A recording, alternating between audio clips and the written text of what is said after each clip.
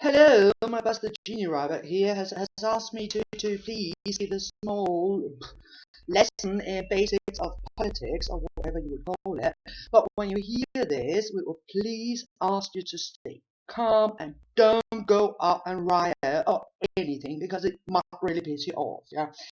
So, questions we ask because one of my role models was Socrates, and he used to ask politicians very inconvenient questions. So, what we ask ourselves is like, what kind of people actually enter into the field of politics in the first place? What party do they join? How do they even get onto the list at the various elections? And whom are they financed by in the process of it? You might look up some kind of lobbying things and whatever is going on in the world as well.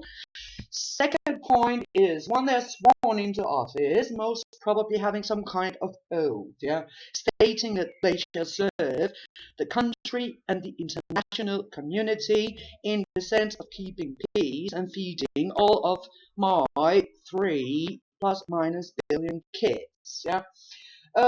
Problem or challenges they have here is when they got elected, who paid them and whom do they actually owe some kind of favor to? Who got them, you could say, cheered up to that position. Another thing in politics is have they got a so-called obligation to vote in line with party policy, even if they might, yeah. Second point we actually ask questions about is what about the so-called enemies of those people once they're in there and might really mean it seriously, other peoples and powers who might not like that.